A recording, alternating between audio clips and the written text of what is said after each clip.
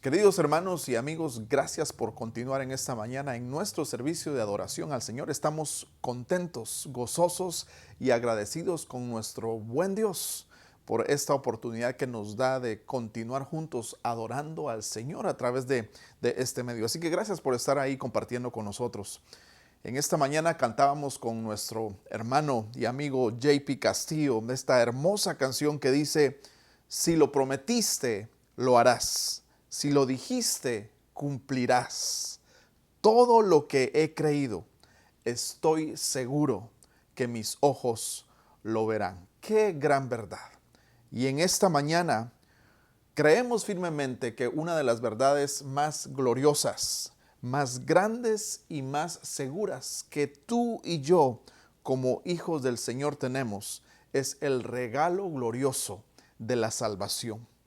Por eso yo quiero animarte a que en esta mañana vayas conmigo al capítulo número 8 del libro de Romanos y continuemos hoy el estudio de este capítulo 8 que hemos ya venido realizando hace algunas semanas y veamos lo que Pablo nos dice sobre el glorioso regalo de la salvación. Vamos a leer juntos entonces Romanos 8. Iniciemos con el versículo 30 y vamos a llegar hasta el versículo 35. La palabra del Señor en esta mañana nos dice de la siguiente manera: y a los que predestinó, a estos también llamó, y a los que llamó, a estos también justificó, y a los que justificó, a estos también glorificó. ¿Qué pues diremos a esto? Si Dios es por nosotros, ¿quién contra nosotros? El que no escatimó ni a su propio Hijo, sino que lo entregó por todos nosotros, ¿cómo no nos dará también con él todas las cosas? ¿Quién acusará a los escogidos de Dios? Dios es el que justifica. ¿Quién es el que condenará? Cristo es el que murió, mas aún el que también resucitó, el que además está a la diestra de Dios, el que también intercede por nosotros. ¿Quién nos separará del amor de Cristo? ¿Tribulación o angustia o persecución o hambre o desnudez o peligro o espada? Hasta aquí llegamos la lectura de la palabra del Señor en esta mañana. Te invito a que ahí donde tú estás, oremos juntos al Señor. Señor, gracias te damos en esta mañana por el privilegio que nos das de reunirnos juntos para adorar tu nombre, Señor. Hoy queremos adorarte con todo nuestro corazón, reconociendo que no hay nadie como tú. Recibe la gloria, Señor, y háblanos en esta mañana. Queremos ser tierra fértil para que tu palabra dé fruto en nuestros corazones. Haz lo que tú quieras hacer en medio de nosotros. En el nombre de Jesús te damos gracias y todos decimos amén y amén. Queridos hermanos, aunque hemos leído los versículos del 30 al 35, recordemos que hace un par de semanas estudiamos el versículo 30. Y después de que Pablo hizo esta tremenda afirmación cuando dijo: a los que predestinó, a estos también llamó, y a los que llamó, a estos también justificó, y a los que justificó, a estos también glorificó. Después de hacer esta gloriosa afirmación, ahora Pablo, el apóstol, nos sugiere una pregunta. Él propone una interrogante y esta es la pregunta, está en el versículo 31 y 32. ¿Qué pues diremos a esto? Si Dios es por nosotros, ¿quién contra nosotros? Recordemos que hemos visto que Pablo describe la salvación como la obra que Dios empezó desde la eternidad, pero Él la completará hasta la eternidad. Empieza en la eternidad pasada, en la predestinación, y termina, se concluye, es perfecta en la eternidad futura cuando seremos glorificados conjuntamente con Cristo. Y dijimos que Dios nos predestina desde antes de la fundación del mundo. Dios nos llama durante nuestra vida acá en nuestro tiempo en la tierra. Dios nos justifica cuando tú y yo decidimos responder al llamado de nuestro Dios en arrepentimiento a ese llamado. Y Dios nos glorifica, lo hará cuando nos dé cuerpos glorificados y estemos con Él para siempre. Ese es el proceso completo, de principio a fin, que Pablo describe sobre la salvación. Y esto mueve ahora a Pablo a pedir una reacción del creyente. Pablo hace un llamado a que tú y yo meditemos. Él quiere que reflexionemos. Y él nos dice, ¿qué pues diremos a esto? Él está sugiriendo que tenemos que decir algo al respecto. Esto es como que él quiere que nosotros nos enganchemos mentalmente con la gloriosa obra de Cristo y que nos preguntemos, pues, ¿qué vamos a decir ante esta verdad? ¿Cuál es tu respuesta a eso? Esa parece ser la intención de Pablo, que meditemos en las realidades gloriosas de la obra de Dios. Porque, por si no lo sabías, Dios nos ha llamado a vivir nuestra vida cristiana en serio. No estamos de vacaciones acá en la tierra. El propósito de Dios en su llamado es que tú y yo, de ahora en adelante, desde haberle conocido a Él, nuestras vidas le honren y vivamos cada momento, cada minuto de nuestra vida con el único deseo de glorificar a Dios con todo nuestro ser. Pablo nos pregunta entonces, ¿qué pues diremos a esto? ¿Qué pues diremos ante semejante y gloriosa obra perfecta que Dios ha hecho en nosotros?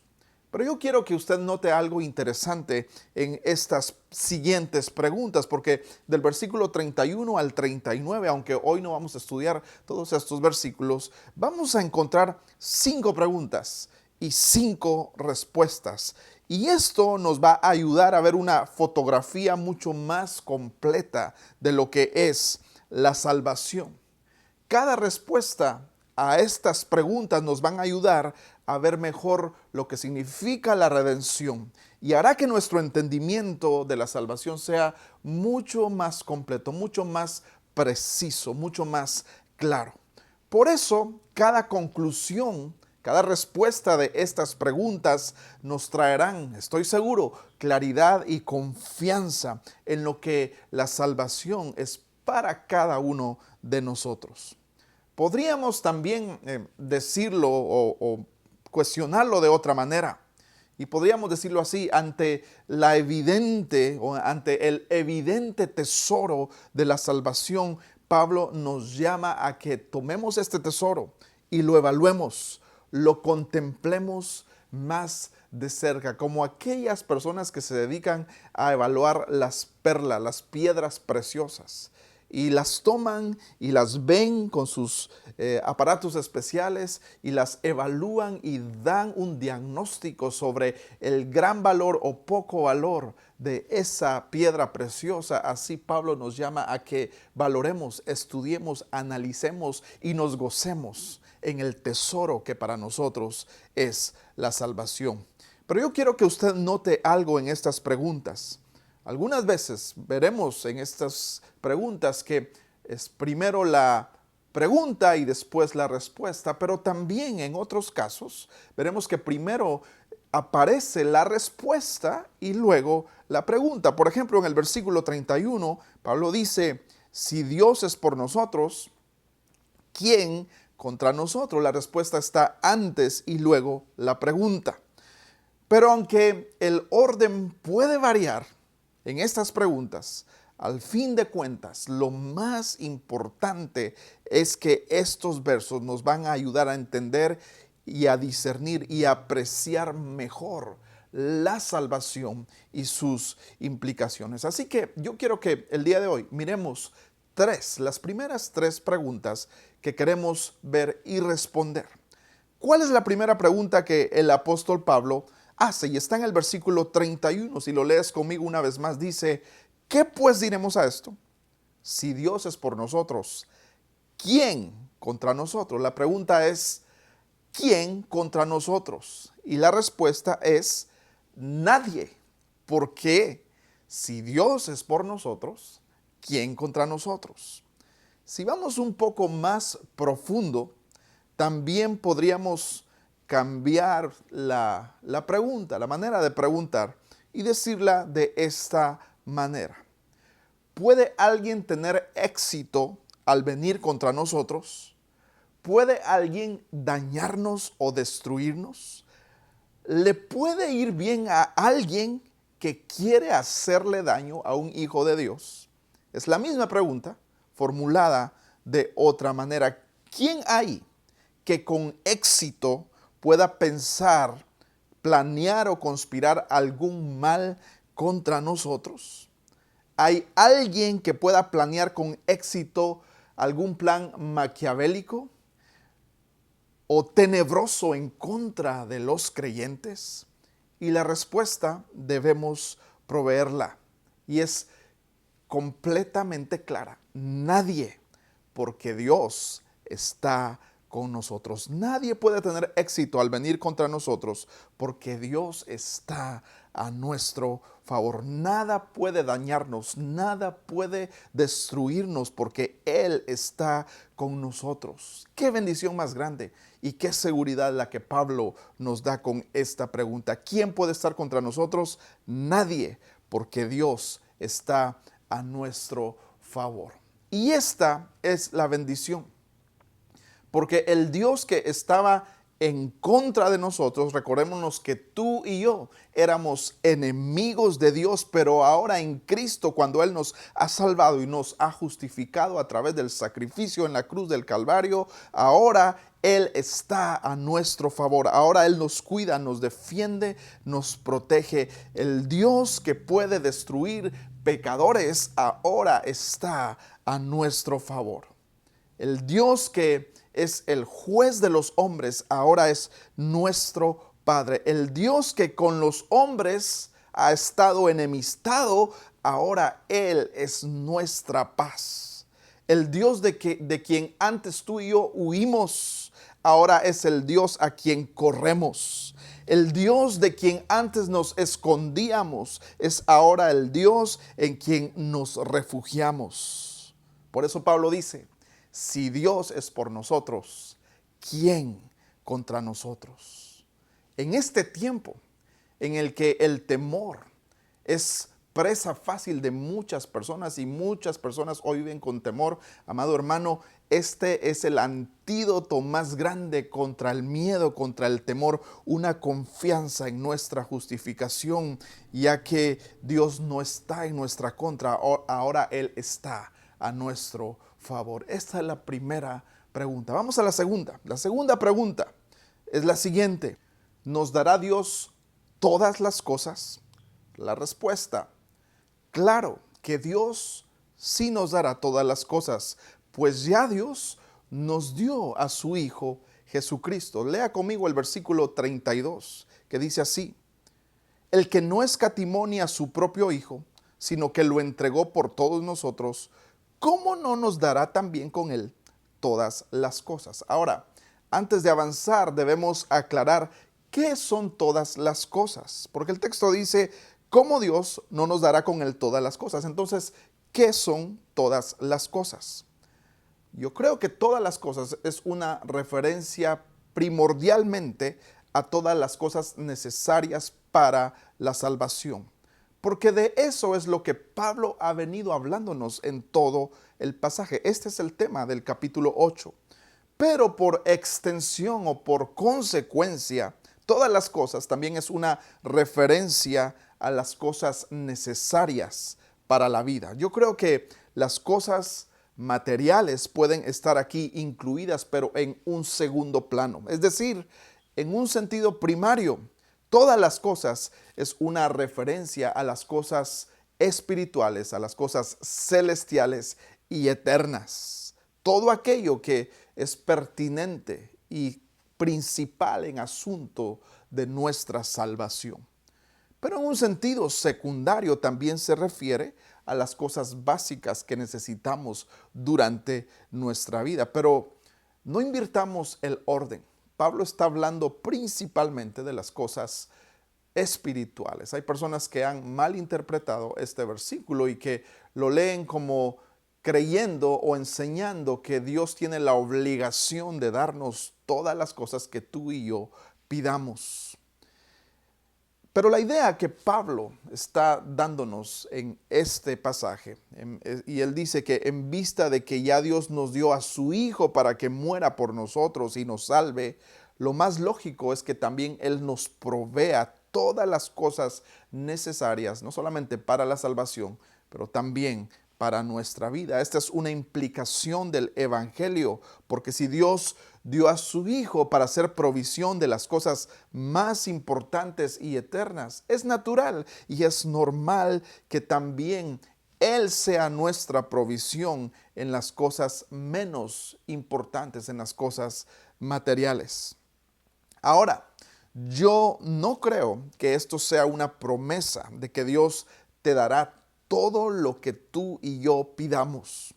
Esto no es una carta abierta para pedir todo lo que se nos antoja en la vida, sino estaríamos convirtiendo a nuestro Dios como en la lámpara del Aladino, que estaría ahí solamente dispuesto para darnos todo. Acordémonos que hemos venido a ser hijos del Señor y nosotros nos hemos convertido en siervos suyos, siervos del Rey, no al revés. Y digo esto porque si usted presta atención a los siguientes versículos que estudiaremos más adelante, Pablo va a mencionar muy claramente la aflicción, la persecución, la pobreza, la escasez. Pero él dice estas cosas, la aflicción, la pobreza, la escasez, la persecución, no nos separarán del amor de Cristo. Entonces, si todas las cosas se trataran de asuntos materiales, habría una contradicción total en lo que Pablo nos enseña.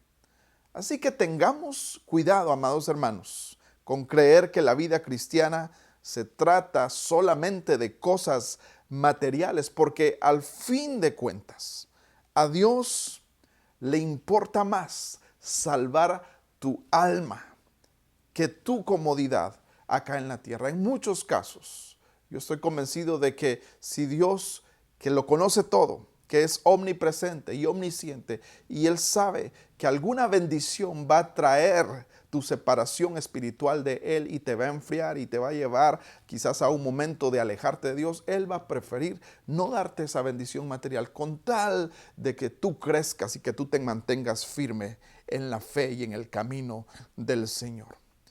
¿Cómo entonces podemos definir finalmente esta segunda pregunta? ¿Nos dará Dios todas las cosas necesarias para la salvación y la vida? Y la respuesta es sí, nos las dará. Y la prueba de eso es que Dios ya nos dio lo más importante y valioso, que es su Hijo Jesucristo. Vamos a seguir avanzando y ver la tercera pregunta. Pablo pregunta, ¿quién nos acusará? Respuesta, nadie nos acusará, porque Dios es el que nos justifica. Y vemos esta pregunta en el versículo 33 que dice, ¿quién acusará a los escogidos de Dios? Dios es el que justifica. Es como decir, ¿quién puede presentar algún cargo? Si usted se da cuenta, es un lenguaje empleado en las cortes, es un lenguaje jurídico. Pero esta pregunta también la podríamos plantear de otra manera y podríamos preguntarnos, ¿puede alguien tener éxito al acusarnos de algo? ¿Hay alguien que pueda tener éxito al lanzar alguna acusación contra los hijos de Dios? ¿Quién puede acusarnos legítimamente y ganar? Y la respuesta es nadie. Nadie puede acusar a los hijos de Dios. Pensemos en esto. Hay 4 seres o entidades que podrían acusarnos o que pueden acusarnos. De hecho, nos acusan constantemente. Está el diablo, todo lo que venga que ver con el reino de la maldad, el diablo, los demonios. Número 2, el mundo. Número 3, nuestra conciencia también nos acusa. Y número 4, Dios. Pero piense lo siguiente, el diablo puede acusarnos cuando tú y yo hacemos algo malo. Igualmente el mundo nos acusa. ¿Y qué decir de nuestra conciencia, que también constantemente nos acusa? Pero también Dios puede acusarnos. Ahora, el único valor que tienen las acusaciones del diablo, del mundo y de nuestra conciencia es que todas esas cosas de las que nos acusan son cosas que Dios desaprueba. Son cosas que se constituyen en una ofensa en contra de Dios. Y lo podríamos explicar así. La razón por la que una acusación del diablo, del mundo y de nuestra conciencia, la razón por la que estas acusaciones pueden tener alguna especie de peso y son válidas en un sentido, es porque estas cosas de las que nos acusan el diablo, el mundo y nuestra conciencia son verdaderamente pecados en contra de Dios. Violan la ley de Dios y ofenden la ley de Dios. Así que cada vez que tú y yo hacemos algo malo, cada vez que tú y yo pecamos, estamos estamos quebrando la ley de Dios y lo estamos ofendiendo principalmente a Él. Y entonces es cuando viene el diablo, viene el mundo y nuestra conciencia y nos acusan. Y esa acusación tiene validez en ese sentido porque hemos violado la ley de Dios, hemos ofendido a Dios. Pero si el pecado es una ofensa contra Dios, antes que nada, porque aunque tú peques en contra de tu hermano, peques en contra de ti mismo, principalmente cada pecado es una ofensa en contra de nuestro Dios. Así que si es una ofensa en contra de Él, el único que puede acusarnos con autoridad y con derecho no es el mundo, no es el diablo, no es nuestra conciencia, sino principalmente y únicamente es Dios. Porque el pecado, ya lo dijimos, es una ofensa en contra de Él. El único que verdaderamente puede levantar cargos contra nosotros y acusarnos es Dios, es el único. Pero el pasaje dice que Dios es el que nos justifica. Es decir, el mismo Dios que puede condenarnos es el mismo Dios que nos ha declarado a ti y a mí justos, no por nuestra propia justicia, no por nuestros méritos ni nuestros logros, sino por la justicia de su Hijo Jesucristo en la cruz del Calvario. ¿Quién acusará entonces a los escogidos de Dios? La respuesta es nadie, porque Dios es el que nos justifica. El único que nos pudiera acusar con todo el derecho ha decidido justificarnos a través de su Hijo. Yo quiero entonces resumir estas tres preguntas de la siguiente manera y quiero que pongas atención. Yo sé que también hay niños escuchándonos en esta mañana. El resumen de estas tres preguntas que Pablo hace y que hemos estudiado es el siguiente. Podríamos decirlo de esta manera: la redención es la acción de Dios que Él comenzó desde antes de la fundación del mundo, la cumple en este tiempo y la asegura hasta el final. Él justifica a pecadores y les da todo lo que necesitan, de tal manera que no hay nada ni nadie que puedan destruirlos y vencerlos, porque Dios está con ellos y a favor de ellos. Esta es la esencia del mensaje en esta mañana. Y quiero repetirlo una vez más para que quede claro en nuestros corazones. La redención es la acción de Dios que Él comenzó desde antes de la fundación del mundo, la cumple en el tiempo presente y la asegura hasta el final. Él justifica a pecadores y les da todo lo que necesitan, de tal manera que no hay nada ni nadie que pueda destruirlos y vencerlos, porque Dios está con ellos y a favor de ellos. Qué tremenda verdad y qué seguridad la que la palabra del Señor y el apóstol Pablo nos declara en esta mañana. En esto podemos confiar.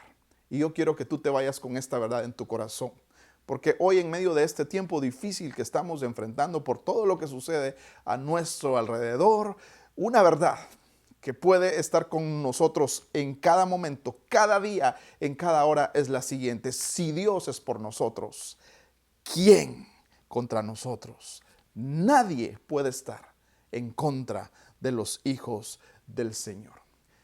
Si tú ya conoces al Señor, si eres un creyente Yo te animo a que hoy te fortalezcas en esta verdad. Celebra con gozo que tu salvación es grande, es segura, es perfecta y nada ni nadie nos podrá separar del amor de Dios. Pero si tú no le conoces, si tú no has creído en Jesucristo como tu único y suficiente Salvador, tú también hoy puedes abrazar esta verdad, porque la palabra del Señor es clara y nos dice que si confesares con tu boca que Jesús es el Señor y creyeres en tu corazón que Dios le levantó de los muertos, serás salvo. Así que si tú no conoces al Señor y no has creído en Él como tu propio Salvador, yo te animo a que en esta mañana, donde quiera que tú nos escuches, tú puedas decirle al Señor: Señor, reconozco que soy pecador, que he pecado en contra de ti. Yo quiero arrepentirme de mi vida pasada.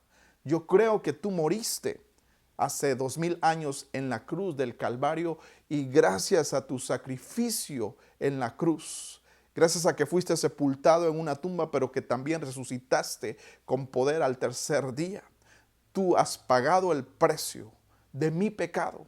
Y ahora si yo creo en ti según lo que tu palabra dice, yo puedo también recibir este regalo de la salvación. Así que te invito a que hoy oremos para que Dios nos ayude a no olvidarnos de cuán glorioso y grande regalo Él nos ha dado a cada uno de nosotros. Cierra tus ojos ahí donde estás y oremos al Señor. Gracias, Padre, por esta mañana. Gracias por este grandioso privilegio que tú nos has dado hoy de escudriñar estos versículos que nos fortalecen, que nos llenan, Señor, que nos dan seguridad y confianza, porque hoy podemos entender cuán grande es tu amor y tu misericordia. Y podrán venir vientos, mareas, situaciones difíciles, enemigos en contra de nosotros, pero tu palabra es clara y hoy podemos fortalecernos y estar convencidos de que nada ni nadie podrán separarnos de tu amor, porque si Dios es por nosotros, ¿quién contra nosotros? Por eso te alabamos y por eso te damos gracias. Si hay alguien hoy, Señor, que ha decidido hacer esta oración, yo te pido, Señor, que tú seas un Salvador real en la vida de cada persona que hoy ha decidido creer en ti como tu Salvador personal. Si tú has decidido creer en el Señor, yo te animo a que repitas esta oración conmigo. Señor, reconozco que soy pecador, que te he fallado. Yo quiero arrepentirme de mis pecados. Yo creo que tú moriste en la cruz del Calvario para darme salvación y vida eterna. Y yo creo en ese sacrificio y hoy te pido, Señor, que tú vengas a mi vida, que entres a mi corazón. Yo quiero hoy vivir para ti. En el nombre de Jesús lo creo y te damos gracias. Todos decimos amén. Si tú has hecho esta oración, yo te animo a que te comuniques con nosotros. Queremos saber de ti y ayudarte a empezar a vivir esta vida al lado de nuestro buen Dios. Y a todos los que nos han escuchado en esta mañana, muchas gracias. Gracias por estar siempre conectados con nosotros, amados hermanos de la Iglesia Cristiana, discípulos. Sigamos fieles, sigamos siendo esa iglesia que el Señor quiere que seamos. Y muy pronto, yo estoy seguro que estaremos viéndonos personalmente y celebrando lo bueno y lo maravilloso que Dios continúa haciendo con cada uno de nosotros. Y a todos nuestros amigos que nos ven en esta mañana, gracias por ser parte de este servicio y esperamos que también tú seas bendecido a través de lo que Dios está haciendo en nuestras vidas.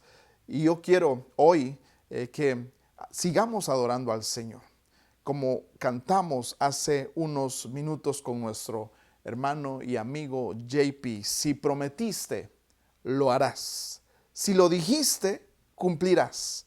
Todo lo que he creído, estoy seguro que mis ojos lo verán. Te animo a que abracemos esta verdad y que cantemos una vez más con nuestro hermano JP y que creamos firmemente estas palabras. Porque si Dios es por nosotros, ¿quién contra nosotros? Que el Señor te bendiga en esta mañana.